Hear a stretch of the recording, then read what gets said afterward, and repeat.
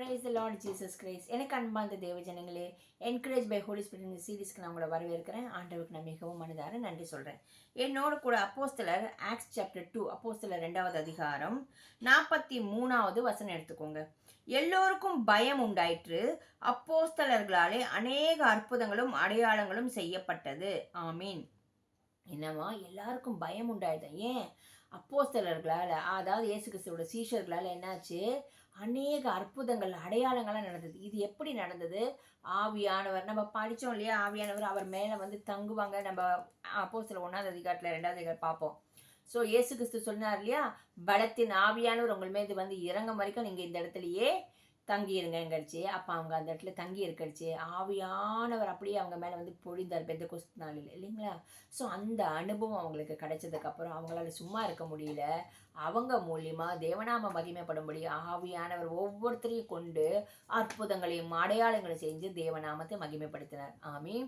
இன்னைக்கு நம்மளை கண்டோம், நம்ம ஜபிக்க போனோம் வந்தோம் ஏனோன்னு இல்லை, நம்மளோட கூட ஆவியானவர் இருக்கணும். நம்ம ஆவியானவரும் உறவாடி கொண்டே இருக்கணும். அந்த உறவாடுதல நம்ம இன்டிமசி லெவல் வளரணும். ஒவ்வொரு விஷயத்துக்கும் ஆவியானவர் உதவிக்கு கூப்பிடுறச்சே அவர் நம்மளை ஆற்றுவார், தேற்றுவார், எல்லா காரியங்களும் குறித்து நம்மளோட பேசுவார்.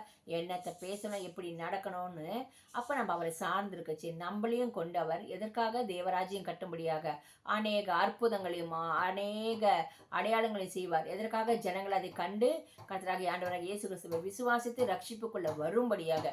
இந்த அற்புதங்கள் அடையாளங்கள் நம்மளுக்காகவோ, நம்ம பணம் சம்பாதிக்கிறதுக்கோ, இல்லை நம்ம பேர் புகழுக்கோ, இல்லை நாம் என்று சொல்லிக்கொள்ள அதில் ஒன்றுமே கிடையாது. இது தேவனாலே தேவநாமம் மகிமைப்படும்படி, இயேசுவின் நாமம் உயர்த்தப்படும்படி, பிதாவின் சித்தம் நடக்கும்படி பரிசுத்த ஆவியார்னால மாத்திரம்தான் இந்த காரியங்கள் நடக்குது. நம்மளால ஒன்றுமே இல்லை. அவருக்கு தேவை ஒரு சரீரம். நம்ம இல்லைன்னா வேற யாரையாவது அவர் பிரயோஜனப்படுத்தக்கூட முடியும். இந்த கல் இல்லைன்னா வேற உள்ள கல். ஸோ இந்த கல்லை பிரயோஜனப்படுத்துறதுக்கு நம்ம சந்தோஷப்பட்டு, எங்களையும் நீங்க பிரயோஜனப்படுத்துறீங்களேன்னு விட்டு கொடுத்து அவர் சித்தத்துக்கு போகணுமே தவிர, இதன் மூலியமா நம்ம வந்து நம்மளை பெருமைக்குரியோ, இல்லை நான் ஒரு ஹீரோயின் காமிச்சு ஒரு ஸ்டேஜ் ஷோ கிடையாது இது. ஸோ நம்மளை தாழ்த்தி தேவ சமூகத்தில் நம்மளை ஒப்பு கொடுத்து விட்டு கொடுத்து நம்ம இருக்கடிச்சு ஆவியானவர் நிரப்பி நம்மளையும் கொண்டு தேவநாமம் மகிமைப்பட கர்த்தர் ராஜ்யத்தை கட்ட நம்மளையும் ஒரு கருவியாக பிரயோஜனப்படுத்துவோம். அதுக்கு நம்ம பாக்கியம் செஞ்சுருக்கணும்.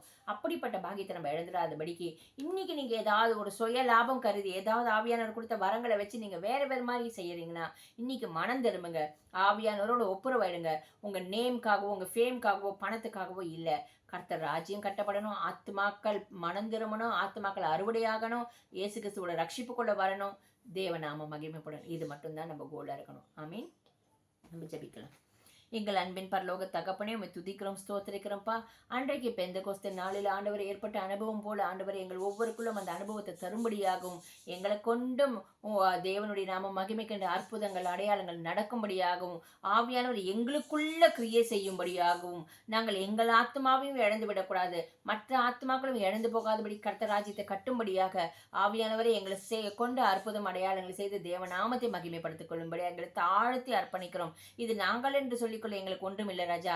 எல்லா துதிக்கான மகிமையிலும் ஆவியானவரை உமக்கு செலுத்தும்படியாகவும் இந்த நாளில் எங்களை விட்டு கொடுக்கிறோம். ஆவியானவரை ஒவ்வொருவரும் நிரப்புவீராக. பிதாவுடைய நாமம் மகிமைப்படட்டும். இயேசு கிறிஸ்துவோட நாமம் மகிமைப்படட்டும். பரிசுத்த ஆவியார் நாமம் மகிமைப்படும்படியாக இந்த காரியத்தை நடப்பித்து தரும். இயேசுவின் நாமத்தினாலே ஜெபிக்கிறோம் பிதாவே. ஆமீன். ஆமீன். God bless you.